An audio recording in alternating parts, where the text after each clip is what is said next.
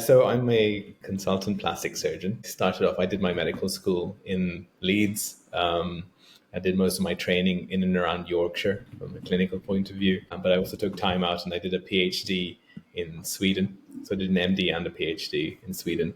And then I've done a lot of international fellowships. So I've done them in India, Lebanon, Turkey, Spain, Italy, Germany, and America. And yeah, I've always thought about, my mind wanders. So I like to see what are options. And entertain it. That's super cool. Yeah. Welcome back to episode 4 of the Clinician Founder podcast, where we explore how clinicians are building expert led, mission driven ventures that are reshaping healthcare from the inside out.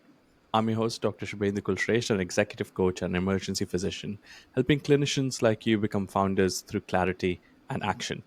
Today's guest is Mr. Mallappa Kolar, a UK trained consultant plastic surgeon, founder of the Clinikin group, which boasts a luxury full service GX surgical clinic in Yorkshire and has recently launched a new wing called Clinikin Consulting. Mallappa didn't just stop at running a successful private surgical clinic for himself, and today we're going to focus on how he used that experience to launch a consulting firm that helps other clinicians build their own healthcare facilities, from designs to operations all the way to strategy. He's also a member of my group program, the Clinician Impact Actionship, and we now work on a couple of things together as well. So, in this episode, I want us to get into the tactics behind launching Clinikin Consulting, why he started Clinikin Consulting and how it took off so fast, what LinkedIn traction taught him about visibility, messaging, market fit, how starting your own clinic is actually hard, but actually weirdly simple at the same time, and the mind shifts behind what allowed Mallappa to unlock a new level of scale and impact. So if you're a clinician who's building something big and valuable and you're wondering how to scale that into something even bigger and more strategic, then this conversation is going to be for you. And if you haven't already, follow the Clinician Founder podcast on Spotify, Apple Podcasts, Amazon Music, YouTube, or wherever you'd like to listen to it.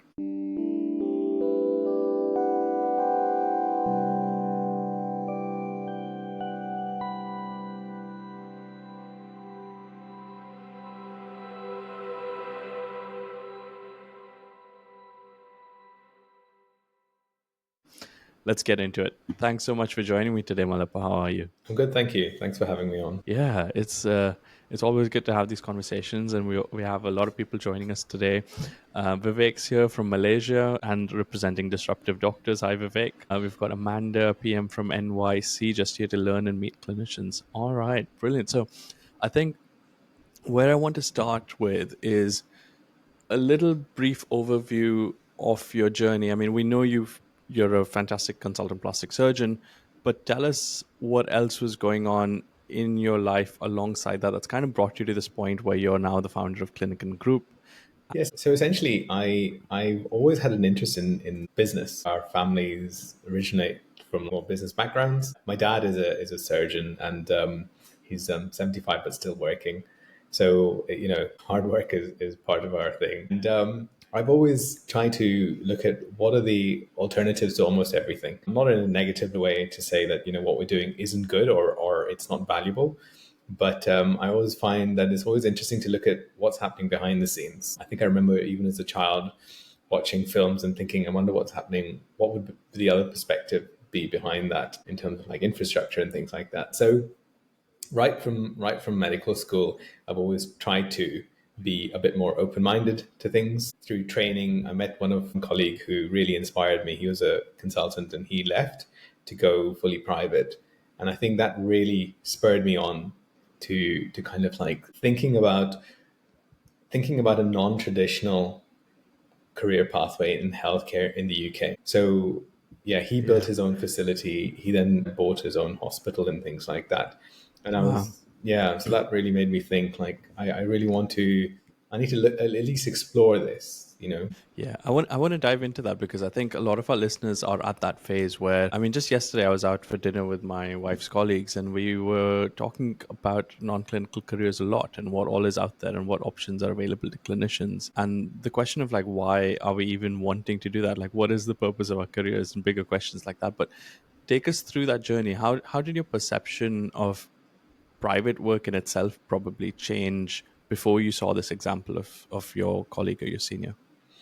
So I think this is one of the subtle things that unfortunately clouds judgment in the UK is a lot of people refer to private work as the dark side. And I sometimes I kind of wonder to myself, is it because of those in that position who want to make it seem intimidating? Do they want to put them off of it? So it almost helps them to monopolize whatever work is happening. Or is it just that perception that doing anything that should be more of a humanitarian purpose is it's bad to be earning actively off of that? Which again, I feel is a bit of a quirk. The UK is a bit of a quirk on a global scale, where there's not many places that have it completely free like it is in the UK. So I think what I really liked about, especially when I did my bachelor's, the intercalated BSc, is understanding the history of the NHS, the points of origin of it, and like you understand where we fit in this like entire spectrum. The NHS for what it is like an amazing, setup, and what it offers is amazing. But historically, everyone doctors charged, doctors earn money off of Mm, that, and most try to practice in like an ethical way, that using the Hippocratic oath and things like that. And the NHS is almost like a bit of a blip from the what was normal over the previous X number of centuries, thousands of years. So, and across the globe as well, even now. So I kind of think I've always looked at what can we do, what can we think about. So, sorry, you're going to say. yeah. No, do you feel like in with that, do you feel like we're just kind of entering a bit of a catch-up phase with where the rest of the world is? I mean, we can see private healthcare in the UK growing massively. How's your perspective of that, especially with Clinikin and Clinikin Group being a huge chunk of what private healthcare is going to be in the future? Yeah, I think so. Bearing in mind that the NHS has an annual budget currently of around 200 billion, that makes up a sizable percentage of the government's costs. It's not sustainable, and there's many reasons why. I feel alternatives have to be found. I don't think we're able to provide the quality of care that we should be anymore, and I think that really has an impact. It has an impact on the patients, most obviously. It also has an impact on the staff, and I think that's something that isn't completely appreciated. So I know that the nursing staff are having to look after lots of patients, a lot more than they should do, which means there's substandard care, which then means incidents come about. Doctors are kind of pulled back and forth, and consultants as well know that, even though we're responsible for the patients, we aren't able to provide the kind of care that we've been taught is the right way of doing it. And also ethically, most of us just in our consciousness know that that isn't right. So I think there's a massive swing towards it, and I think part of it is through design. So what I think is that the way we've set up Clinikin, especially the clinics, is mainly to provide care to the standard of that you would expect to get, and the kind of care that you would expect to provide for those you cared for. I know everyone says it, but I think we're actively trying to live it, which means a lot more effort. But we kind of feel like, what, that effort actually leads to a lot more satisfaction, both for us as well as for the patients. So I don't think it's necessarily a bad thing. And it's kind of understanding that the Clinican group is not just about providing the healthcare, but there's a lot of infrastructure that I don't think, especially as doctors, we don't really realize what else is happening. So I want to try and make sure we can optimize all of those bits, because sometimes it feels like it's fallen to the wayside and things just happen, but they're not optimized. So the Mm, front facing things are always improved, but when in fact it's actually the yeah. back end stuff that needs to be improved as well. Yeah, I mean, we are the result of our environment, right? And there's so many factors in the environment that I think we struggle because of, but also strive because of and thrive because of. And it's really nice to kind of say, okay, which bits do align with us and which bits don't. Now, I know that you've recently left your NHS consultant job as well. Could you kind of speak to us about how that decision making was for you and how are you feeling on the other side now? Yeah, so I originally got in, so I finished my clinical training as a registrar, got my CCT, and then I took a year out just to kind of build Clinikin for the facility itself. And then I kind of thought we need to get back into it. So for me, the NHS is about trying to do the right thing. And I think I spent 3 and a bit years. I was clinical lead for a significant amount of that time. And I tried to drive changes to help improve things. So patient care, increase the size of the team, try and offer a bigger range of services as well that weren't available locally and to a degree regionally. But that unfortunately was met with a lot of resistance, and it didn't quite pan out. And I think by the end of it, a lot of it was to me, it felt like the dissatisfaction. I felt dissatisfied that I wasn't able to care for the patient that I think they should be. Unfortunately, there's like skin cancers that are waiting a lot longer than they should do. The effects were drastic. And unfortunately, the managers, most of them who have no clinical background, were more interested in driving numbers. And that really upsets me, which sounds a bit silly, but I would never refer to another person as a number. Why would you refer to a patient? And the way I tried to put it to them is, if you were the patient on the other end, would you be like to be referred to as a number? So at the end, they couldn't see it from my perspective, and I was just like, I don't think I'm able to do what's right, so I need to stop. So it was, it took a lot of thinking, and my wife and I were talking about it for about a year. Actually, it had gotten that bad about that time, but it took me about a year to kind of decide, like, you know what, I think I need to just do it now. It's kind of reached the end of my tether for various reasons as well. They weren't really very accommodating for like the non-clinical things that I had to do. So yeah, by the end of it, it was a relief. But interestingly, those that I met, like clinical and non-clinical members, they were really sad, and there were a few tears shed as well. So that was sad. It was sad to leave the environment, the team that you were working with, and things like that. But I felt it was a weight off my mind because I think my wife always used to notice. She could tell when my NHS days were there.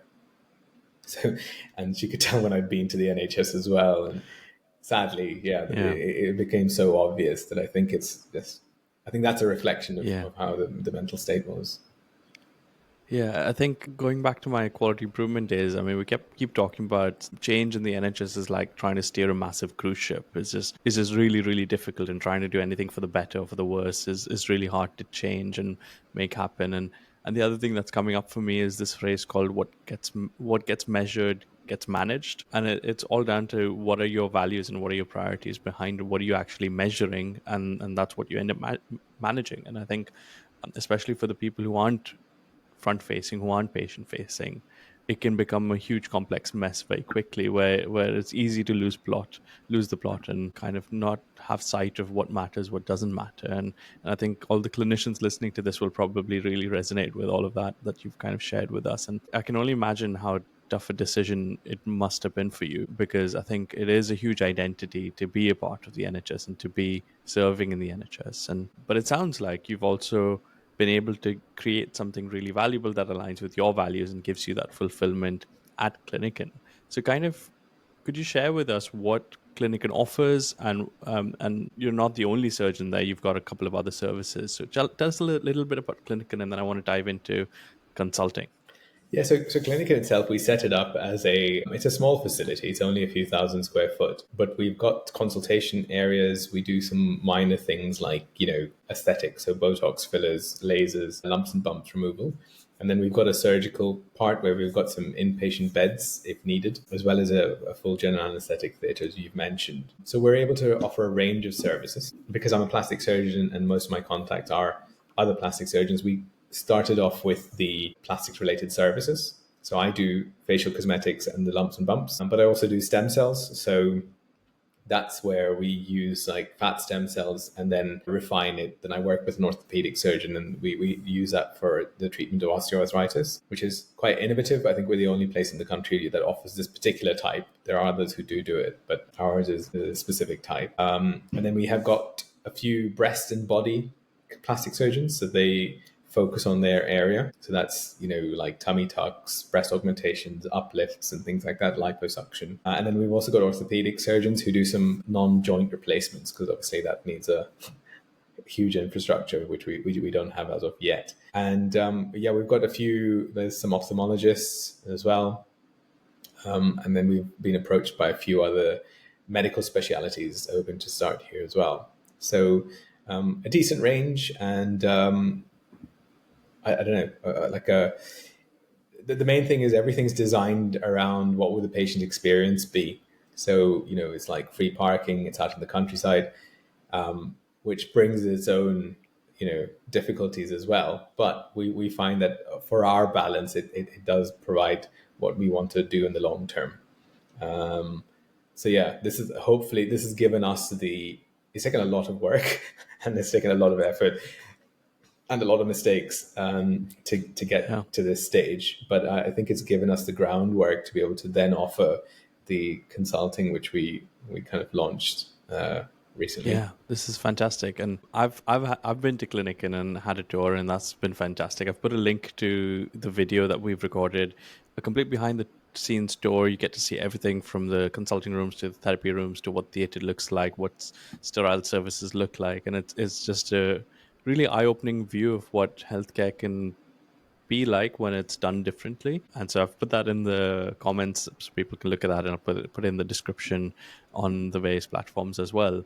And that's super exciting. And I'm kind of remembering that the time when we first had a chat, probably the end of last year, and you were a different person then and you're a completely different person now. I mean, you were working in a couple of different sites, you launched Clinikin, it was growing, and you had a vision for something much bigger. Can you kind of walk us through what's happened since then to where you are now? What's the transformation? How did you get here?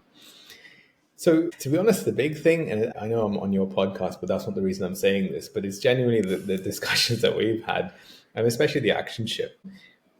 What I found is that I think at that time I'd been working 7 days a week for about, at that point, 2 years. I was driving around 1,000 miles a week, and Wow. it was a lot of time. And unfortunately, it has an impact on like family life because I've got like two young kids and like married and all that kind of stuff. So it was hard, but thankfully my wife was very understanding, and the kids were, she was able to counsel the kids in such a way that they kind of got that as well. But I think when we had the conversation, it was like, I can't. I think I mentioned to you what my overall plan is, and you were kind of like, okay, so the clear thing that's lacking is time, and I was like, I think I remember saying to you, I was like, no, no, no, I got time, and it's like, I think I had to hear it from an independent voice to say, I mean, where is your time then? Because that I can't realistically see where that can come about. Um, Mm. and I think that then prompted me to think about like the the alternatives. But then I think what led me to you actually was I started because I was thinking about like a non clinical aspect to what I was doing. I then started following a whole lot of people on LinkedIn, and you came up, and I think I found that the conversation with you, I found it connected. We connected. I think we connected as people, and I think what I really liked when I spoke to you versus some of the other people that I've spoken to is the ability to, it was clear that you were listening and you were taking on board what we were saying, and I think that really that degree of empathy was different. And I think that again, it felt like a bit of a kindred spirit. So it's easier to connect and easier to explain things, and also to get like honest assessments without being, I don't want anything. I'm not interested in personal praise or spotlight or anything Yeah. like that. I want people who help me to get better. That's all. And I don't Yeah. mind being criticized because I'm a very harsh critic of myself. So I'm open to other people telling me. So yeah, I then enrolled in the clinical impact action ship, and I found that very useful. It was a group of people. There was about seven, I think, of us, 7 or 8 of us, with yourself, and we met twice a week for about 7 weeks in total. And it was a graduated breakdown of understanding us understanding ourselves as individuals. And sometimes people will be like, well, it doesn't make much sense doing that as a group. But I personally preferred that because sometimes you don't quite understand what it is that you're trying to get out. And then someone in the group will get it. And then you kind of understand through their experience and their explanation versus like a more, for yourself, you were more of like the teacher almost. And it's difficult to sometimes get that in layman's terms without another person, which again is a similar experience I found with cosmetic Hmm. surgery, where the patient's sometimes explaining how good the results are sells more than not sells, but it kind of helps reassure people a lot more than a Yeah. doctor saying it or the same doctor saying it. So I felt that was a Yeah. similar dynamic. That breakdown really helped me to understand that I think my key strength is like strategy. And it's something that I always had in the back of my mind, but I didn't really completely appreciate that. And then I think when we started to really deep dive into that, because the other thing you did as well with the action chip that helped was there were one-on-one sessions as well that you integrated into this to help us to both learn as a group but also learn as individuals, and I think that massively helped us to accelerate. So by the end of the 6 weeks, I don't post on social media, but I started doing it. Yeah, it's had a huge impact to kind of see what can be done. So yeah, I wanted to try and find something that'll really help people, that's the patients, help the clinicians, and it satisfies my mindset of like overall like long-term building, because I really like that kind of stuff. Yeah. Short-term things I find less satisfying. Yeah.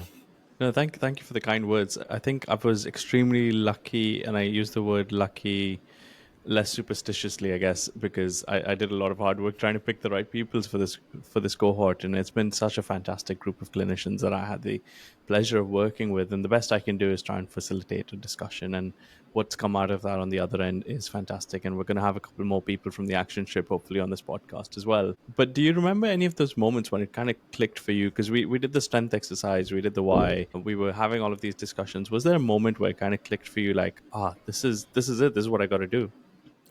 It was the strengths, the five strengths, and it was like this the strategy. And I was Mm, like, I think I always, because I have two younger brothers and they're involved in like other, they earn more than I do in their businesses. But essentially, I always talk about like the long term things, and they kind of, they have a different mindset, which is fine. And even me chatting to friends and family is a very different mindset. And like, I didn't really always get it. I didn't get why other people didn't get it, you know? mm, And I think that was one of the big things for me, where it's just like, actually, you know what? This is my strength. Let me just kind of utilize it or at least harness it to a better degree. And I think that was probably the biggest bit of it, the strategy bit that okay. I that's just kind of really stuck with me.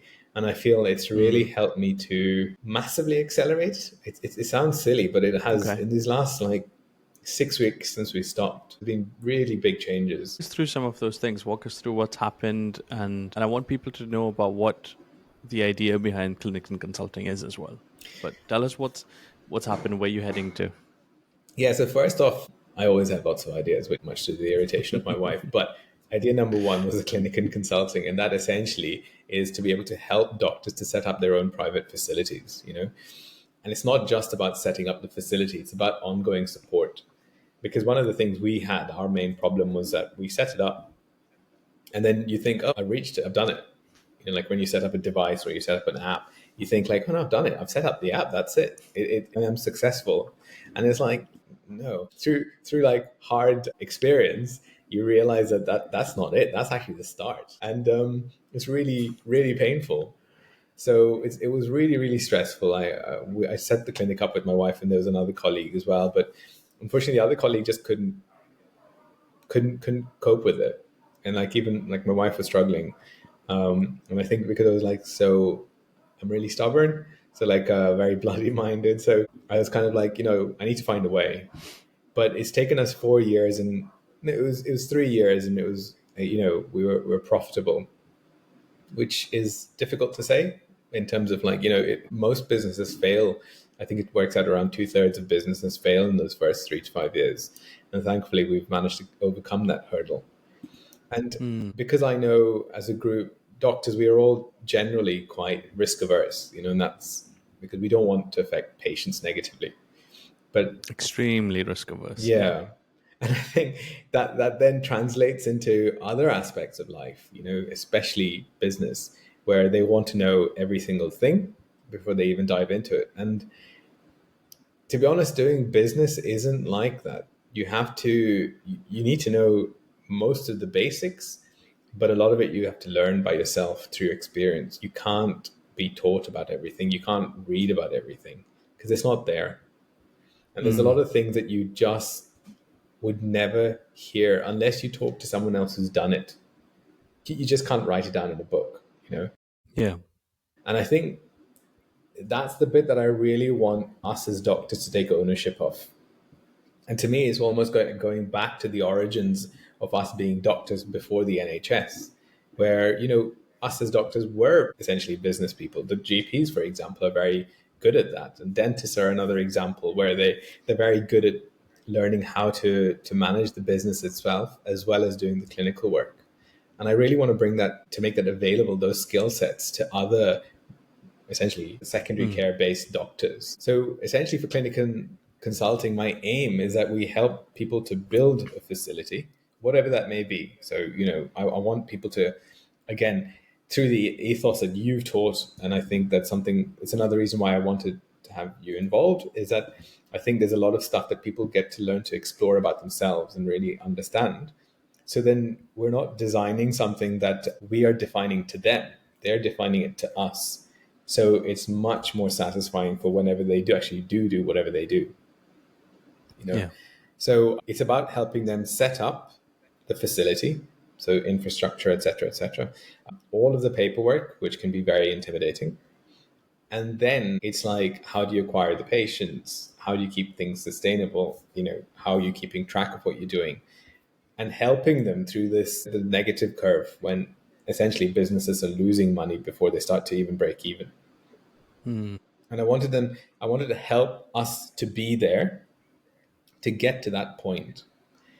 Whereas I know a lot of places can help build a facility, which is great, which is a difficulty, but that's not it. And I want Mm. to help them to become, for those that want to do this, I want them to be good as businessmen or women, and also clinicians if they choose to do that part.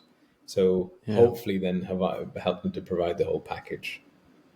Yeah, in my mind, as I'm imagining that, it almost feels like that's also that slump, that wait till you can actually become profitable is a really dangerous place to be in, and probably in my imagination, a lot of bad decisions can kind of start to take place where you go from like wanting to launch a luxury brand and really freeing up your time and doing things differently to very quickly doing a race to the bottom and competing for prices and eventually giving up even more time than you were in your previous job or whatever that was.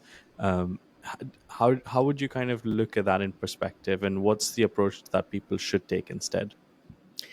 Yeah, so it is the other bit that I think is more, that'll weigh more heavily, especially on the doctors, is you end up doing things that you just don't think you should have done otherwise. Are you providing proper ethical care? Are you doing things? Are you trying to rush through things? Are you doing things that are essentially substandard? So Mm. a lot of it is about bracing yourself. So it's like part of what I want us to provide is for people to understand that dip. So it's psychological support as well as like understanding what are the financial things that they need to either bear in mind or how they can prepare for it or overcome it. And there's lots of different alternatives. There's like other jobs that you need to do. There's, in terms of the medical jobs as well, other, how you hire people and all of those different bits and bobs. And in the early phases, one of the things that we're even offering is that people can utilize our back office team to a degree to then help them whilst they're building up enough awareness and knowledge of their own business. So it's not a cost implication on them, because those are things, again, you just don't really appreciate how much back office you need to have. Mm. Not that you need it all the time, because then it becomes a justification to say, well, I don't need to have that because I don't have that many patients, but without it you can't start. So it becomes a catch. Yeah, just kind of referring back to the video that we shared as well earlier, is there's a lot of these weird catch 22 situations. Like the CQC is another one that, like, oh, they can't actually give you approval until you build the clinic, and then to build the clinic you need to make sure that it's CQC approved, and you can't see any patients in that duration. And so all of these little nuances to actually starting up a clinic eventually lead to you basically bleeding out money until that starts to happen, and then all of the decisions behind it. And could you speak to us a little bit about the identity shift behind it? Because we're so used to just providing care for free, and I think doing it in a way that there is a value exchange or money exchange, I think sets expectations differently on both sides. How has your experience with that been? So what I find is that you have to compartmentalize it. You have to compartmentalize your clinical work to your business work. And I think that's something that I think people would struggle with. So again, part of the Clinikin consulting isn't about just giving anyone who approaches us, we say yes to. It's actually, we want to identify the right people to work with because we don't want people to be wasting time and money on this. So Yeah. if people can't compartmentalize it, then it becomes almost impossible to do this. If you're able to, then it is realistic that you can do this, but you have to be willing to accept, look, at the end of the day, a happy patient isn't going to pay the bills as such. The happiness isn't paying anything. You unfortunately do need some money. And it's, you don't have to be greedy and try and overpitch it. Especially some of the services that we offer, we try and offer them. It's more of a service, but we just cover costs and that's it. So you can balance things. You can balance things that you think are the right thing to do versus what are, people for a cohort who may be able to afford a little bit more, and then you kind of like balance things out in that way. And that's how companies work as well, especially when companies are starting off and they're setting up new divisions. That's not an unusual situation to be in. So that's one of the things that I want to identify within clinicians before they kind of dive into the rest of the process. So, but it is an important mindset difference. I think those that can't do it, then to be honest, it's probably easier to either look at a different non-clinical career or source of income, or is to do, if they're kind of open to it but not completely, then private work where they don't have to deal with the actual billing and they don't have to deal with the hassle essentially of having to chase people or ask people for money before or after treatment. Yeah, of actually running the business and making sure that Yeah. it's functional, and I think that's a huge responsibility. But it comes with big rewards as well. I mean, let's dive a bit into clinic and consulting in terms of where it's gotten to so far. It's a recent new wing of the Clinikin group. It's been about, say, about 6 to 8 weeks, and from someone who wouldn't post on any sort of social media at all, you've really managed to leverage that for a lot of traction for clinic and consulting. Can you speak to us about how you did that and what are some of the things that have kind of come out of this? Yeah, so I hate social media with a passion, but what I found is that this really is something that I want. I really strongly believe that it's important that us as doctors take control. And I think the government, for example, with these strikes and things like that, this is further exemplification of how we're being undermined. And it's not having a go at anyone, but I think the reality is we are being undermined, and it's important that we take control. you know so because of that passion, I started posting regularly. So I posted on like Mondays, Wednesdays, and Fridays, and I'd be posting. So I do it through ChatGPT. Not that I'm asking ChatGPT just to write everything for me, but it's a lot of input at the start, so it did take a lot of time at the start, kind of explaining my ethos, my rationale. But I used the one that Custom. you'd given to me, the custom GPT. And that really helped to formulate it in such a way that it is me speaking, but it's quicker to create the posts. And I think that's massively helped me out because I can create the post 5 minutes before they're due to go out. And that's the truth. But I do, obviously, I kind of read through everything. It has to resonate. I delete a lot of things and sometimes I have to add things and stuff like that. But the structure is there, so you're not having to ruminate too much about it. And I think, again, as doctors, we're quite susceptible to overthinking things before diving. It is this typical thing of think twice, three times before you actually do it. Like especially in surgery, think three times, draw it out three times before you cut, which is fine. And that I still apply that in surgery. But I think here it's about like actually kind of raw, vulnerable messages actually make a difference. So I've combined what I think I want us to provide with my experiences, hopefully that it resonates with someone else. And I think in these 8 weeks, I think I've got something like 30,000 impressions, and I can't remember Wow. which way around it works, but views or impressions. But basically, 10,000 people have seen it, 30,000 people have Wow. viewed the post or something like that. I don't Yeah. fully understand that bit either still. Yeah. But I guess in a way that's you could argue that's a little bit of a vanity metric because not all of those people have anything to do with even medicine, perhaps, because it's social media, it's LinkedIn, it's for everybody. But you have had lots of really interesting conversations and collaborations on the back of that. Could you tell us some of those, if that's okay to disclose? Yeah, yeah. So we've had some really interesting discussions with doctors. So it's been interesting how things open up, because one is there's a whole load of people who are able to provide the services that then reach out to you, and they're interested in getting involved, and that's which is great to be able to build a community of contractors who can provide good quality, ethical kind of products without essentially doing the doctors over for overcharging, and then again, that's part of our screening process to help the doctors. And we've had a lot of doctors reach out, and from a whole range of specialities, interestingly. So what we're creating now is a workshop. It's a free workshop near the start of September, where we're going to get people to come in, have a look at the clinic, have a look at what we've built, and then kind of run through the process of what it would involve and how we can possibly help them, just to see, for us to be able to meet them. And interestingly, like, quite a few people have signed up so far. So yeah, it's kind of great to see. And also Yeah. there's loads of And I've actually, people. Sorry. sorry, I've just shared the link to that in the comments, and I'll put in the description as well for people to sign up. It is for GMC registered doctors only at the moment. So I've shared that with them as well, and they can join us. It's a free event for them, thanks to all of the collaborations you've managed to secure for us as well. Yeah. Yeah. So I think, again, I don't want people to feel like this is a money making exercise, because it's not. Yes, there will be some money having to be exchanged just because we have to run these things, but the aim is that we can provide a service that will really help people. Yeah, I think it sounds like you're helping them not only be successful, but actually to decide in the first place if this is right for them or not. Like, are they the kind of person who would be successful? Is this the best use of their time? And that's just fantastic. And I can hear you bringing not only your experience in building Clinikin for yourself, but also your strengths, the strategic thinking, and everything else that kind of comes with it, and your ability to really be honest and truthful and reflective in complex situations. That shows up in a lot of your posts on LinkedIn as well, and I think resonates with a lot of people, and to me, seems like a big reason why people are particularly reaching out to you and saying, hey, we like the way you're doing things, you're doing it differently, and we want to work with you. I think that's pretty cool. Where do you see Clinikin Group, Clinikin Consulting, where do you see this all kind of going in the future?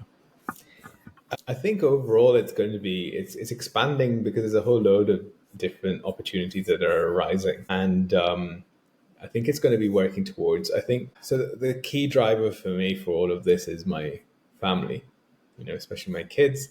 Obviously, my wife, but, like, spending time with my kids whilst they're young enough to actually like me. So I want for them to be able to connect with me, and I want to connect with them. I wanted kids for a reason, as did my wife as well, but obviously, but, like, I want to be able to spend time with them. So I'm kind of open to seeing if there's a potential of decreasing my clinical work to be able to help more on the business side of things, and really building like almost like an ecosystem. So there's a whole range of different services that we're able to offer. Essentially, everything should provide, it has to be the highest quality. I'm like a stickler for most plastic surgeons, we're like stickler for detail, and we're really, really particular about the way things are done. So I think that's like a theme across the different groups, that different divisions within our group that we're setting up. But there's like digital parts, there's like the infrastructure parts, there's like the back office stuff. And I think hopefully this also, as an ecosystem, it helps to support others. That's one of the big things. And at the end of the day, the most important bit for me is that the patients get the kind of care that I think you should be getting. Because I find it sad otherwise. I find it sad for people to suffer when they don't really need to, when you can make a difference. And I think Yeah. that'll be probably the most satisfying part of all of this. But it does mean that you have to step away from doing medicine for what it is. And I don't my identity isn't linked to being a doctor wholly. You know, yes, it's taken a long time to get to be a doctor, to be a consultant, and things like that. But I don't think it's not everything for me. And I Hmm. think that sometimes you have to be willing to sacrifice what was quite a difficult path for what I think is a greater good. Hmm. Because I have had conversations from family members who said, like, you've taken such a long time, and now you're getting a good outcomes and good reputations and all that kind of stuff, and people are realizing what you can do. And it's like, yeah, I know, but again, it doesn't, time for money kind of thing. And it's Hmm. like bearing that part in mind. Yeah, it's the sunk cost fallacy, isn't it? Like you've put in so much time and effort, and now when you finally hear, you can actually enjoy it. But in reality, it is doing more of spending your time for money and being in a particular place to be able to earn that money. And I'm sure we all kind of enjoy that element of our job to a certain extent, but beyond which it kind of limits us from actually being able to do more of what's true to your strengths and your abilities and the change and the vision you want to see in the world. So yeah, thank you so much for sharing that journey of Clinikin, of Clinikin consulting with us. We've got a couple of comments. So Bishan's sharing that spending time with young kids, a big driver to decrease clinical work for many of us. Yeah, and he's quoted sacrificing difficult path for greater good. Yeah, that definitely speaks to us. Yeah, I think the kids thing is really something that, because I was older when we had kids, like I was in my early 40s when my youngest was born. And it's like, I'm going to be an old man when my daughter turns to become like, she goes to university. So it's like, I kind of need to look after myself as well, Mm, from a physical point of view. So mm, there's all these side effects that I don't think people fully realize. And being like Indian origin, we're very susceptible to diabetes. So it's like, there's a lot of stuff that it sounds really silly, and I know this because I remember when I was younger, I was like, "That's rubbish. You can deal with it." But a lot of stress really does have such a significant effect on the body that I don't think we fully appreciate until you get there. And I think dealing with it retrospectively rather than prospectively, it leads to negative outcomes. And I think those are things that I yeah. really don't want any of us to have to suffer. And it's for everyone. Mm, yeah. Honestly, I feel like my white hairs turned black when I went 50% and just reduced my clinical work. I didn't know that was possible. Uh, but that's definitely what's happened. I mean, I've had that. So, Yeah. like, I've had gray hair that initially that I didn't have it until like a few years ago, and now it's just crop top Wow. due to the Brilliant. stresses. Awesome. So I guess as always, I'm going to flip the script, hand you the mic so that you can ask me some questions and yourself and our audience can kind of get to know me a bit more as well. Yeah, Go I for it. guess I guess like one of the things that I find interesting. What kind of drove you to do coaching? Why coaching? Yeah, I think that's an interesting one because I think like you, for me, it was a realization of where are my strengths and where is my true value. I think for a long time, we're kind of just focused on what's next and what is the label that we can get and what is the role that we can fill best. But kind of looking beyond that, there is so much more in terms of what we're actually like, I suppose, in your innate value in a way. And it was an exercise in me speaking to friends and family and people around me and asking them, what do you come to me for? Like, what value do I bring to your world? And it's a really interesting conversation because people often will start off by saying, "Oh, you're a good friend, you're really good, you're great," but then there's a point where like it starts to become more specific. They come to you for a specific thing. There's a particular benefit or value that you bring to their life, and the funny thing was it wasn't anything to do with my degree. It wasn't anything to do with where I came from or all what my external labels were. It was a matter of who I am, my way of thinking, and just my innate nature, which I don't really have any control over. And the funny thing is that you don't see it because you're just living it, and it's just so normal and natural to you that you don't realize what your value is on the other side. Like my wife the other day was like, sure, if somebody wanted to hire someone who really understood people really well, could like facilitate a room and just bring calm to like the surroundings, then they should hire you. Unfortunately, there isn't a role that that's labeled as such. I was like, that's so true. Like I think that's pretty much like a huge definition of the value that I've learned that I bring. And for the longest time, I had no idea that that's the value that I bring to the room. I mean, people kept telling me, "Oh, Shub, you're really calm in emergencies." Or like, "Oh, Shub, you're really like focused and you like cool down the room." And I was like, "Okay, cool. That's kind of my job as an emergency physician. Yeah, I do that." But it actually expands so much wider than that. But I never knew that coaching was what was going to allow me to step into that realm. I always felt like I was the one who was going to make the change happen. So I spent a lot of time learning change management, essentially, the methodologies and the principles behind it. And for me, it all always constantly kind of culminated down to people. You know, how everything kind of ends up being like, oh, it's a culture thing, oh, it's a culture thing. And in my mind, that's literally people in the sense of leadership, as well as followership, as well as, you know, how their day-to-day thinking is, what is their default mode network, how are they running on autopilot, and what are all of the things that kind of influence that. And if you really want to lead change, if you want to help people, how do you solve that sticky piece of the puzzle? And for me, it was, I always wanted to improve things and improve the systems, and really kind of making that happen always got stuck at the people point. So realizing that, and then again, I think I spent a couple of years stuck in that phase of like, how do I deal with people? And I spent a lot of time on leadership courses, really reading about leadership, reading William Bridges and Kotters and all of these models of change. And I could at some point start to do it for myself, but I couldn't help other people do it for themselves. And then I came across the world of coaching, and for a long time I thought coaching was all about like, oh, you're feeling sad, let me help you feel better. Or you're burnt out, or let's have a chat and get it off your chest. But no, really, like executive coaching was about that transformation, about making change happen. And then there were skills in there which really unlocked what I was hoping to achieve. So the moment I found that, I was like, oh, this is it. I just have to do this. I just had to go all in. So So yeah, that's like a really interesting thing, because that's another one that I keep hearing, is that a lot of doctors want to get into the coaching. So how would you, like, based on your experience, how would you get people to do that? Yeah, it's tricky. So, coaching as such is a very poorly defined, poorly understood word. Basically, anyone can kind of call themselves a coach without any accreditation, training, whatever. But in reality, a coach is different from a counselor, is different from a mentor, is different from an advisor.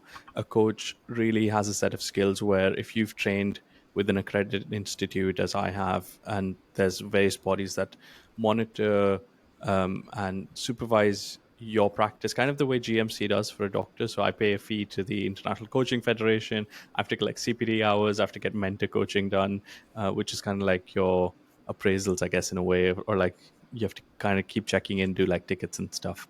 Um, so in a very similar manner, it's a very regulated field in helping you be able to practice in a way that you're not giving advice, in a way that you're not spending time dealing with people's emotions and mental health, because that's not what you're here for. You're really here to help them have a new look at the problem that they're working on in a way that they can actually take action and solve it. So if somebody is serious about becoming this kind of a coach, I would probably highly recommend doing a couple of, at least attend a couple of seminars to see if that's for you. There's going to be a lot of unlearning before relearning. I trained at the Center for Executive Coaching, which I think is absolutely fantastic. And one of the biggest reasons I chose that was because it fits in with my schedule. So I could still work clinically. I could they have like variety of classes. It wasn't a specific cohort that started at a particular date, ended at a particular date. It was really flexible for adult learners. So I think if people want to start, that's probably a good place. However, similar to you, like building a clinic is not the same as running the business, and becoming a coach and getting certified is not the same as becoming a successful coach and having a coaching business. There's so much more to it. And I think you can kind of do both alongside each other. And if I were to start again, I'd probably start by finding my voice and talking about what I care about on social media, and finding people that want to work on the same things that I want to work on. And of course, then also gain the skills to make that. Yeah, I think Yeah. that's the thing, isn't it? Sometimes I think, especially as doctors, we're quite keen to do things that are essentially certificates or qualifications or whatever. And I think getting that isn't always, that's not the success. It's actually how things actually pan out on the other end of how you actually make things carry on, essentially, isn't it? And I Yeah. think that's a very difficult skill set that people don't always appreciate until you're in it. Yeah, absolutely. I feel like you should be on a journey already, and then you should reach a sticky point where you don't have the skills or the knowledge or the ability to cross that bridge, and get very specific about what exactly is it, and then evaluate the options of investing in a course or a certificate or something. Don't expect the course itself to give you the ability to figure out where you're heading and then get you the job on the other side. The way medicine does. I mean, we get into this program not really thinking like, oh, I don't know what my career is going to be. I'll see what specialty I want. And then at the end of it, you choose a specialty and you get a job, and like you kind of carry on. And that's the only model we know. Except imagine if you had to decide beforehand that you wanted to be a consultant plastic surgeon. I'm sure you probably did, but imagine I did. imagine if you had to like kind of already be setting up your own clinic and everything else, and be like, actually, I need to learn how to operate. So like then I got to do all of this. it's a completely different mindset shift. So yeah, it's tough. Yeah, I think and that's one of the things that actually I did do very much about like what is my final target and work backwards, whereas most people try to Mm. go, what's the next step? What's the next best step? Yeah. Yeah, so I guess again, this is a slightly different mindset or a Yeah. mindset shift for some people. Yeah. Brilliant. Thank you so much. Any final comments before we kind of wrap this up for today? No, no. I suppose thanks for having me on here. Hopefully, it's helped other people feel either inspired or clarify whatever they were thinking about this. Yeah. Absolutely. And where's the best place that people can reach you if they've got any questions or concerns or they want to join you with all that you're working on? The easiest place right now is via LinkedIn, and yeah, we also have our clinic website that you can find via Google. It's just clinikin.co.uk. But for now, I'd say it is about me via LinkedIn. Clinikin with a K. So I'll leave a link to all of these, including your LinkedIn profile, in the comments in the description if anyone's listening to this later on YouTube or Spotify. But yeah, thank you everybody for joining us today on this amazing episode 4 of the Clinician Founder podcast. I'm so excited to be able to bring all of this to you. But that's a wrap on today's session. Huge thanks to Mallappa for sharing his journey from the operating theatre to launching Clinikin Consulting, and for showing us what's possible when clinicians step into ownership and strategy. If this sparked something for you, an idea, a possibility, or even just a new level of ambition, be sure to follow the show and share it with a fellow clinician who's ready to build something meaningful as well. And don't miss our next episode. It's going live on Tuesday, the 5th of August, here again on LinkedIn at 11:30 a.m. I'll be joined by Dr. Stefan Orsenkov. He's an abdominal surgeon and educator and the co-founder of 3D Looms, a company pioneering the use of 3D printing and AI in surgical planning and innovation. We'll be exploring how Stefan is transforming surgical outcomes through tech, how he balances innovation with clinical and academic roles, and what it takes to lead from the front in a rapidly changing medical landscape. Until then, keep building, stay bold, and remember, you have the power to create something extraordinary. Take care.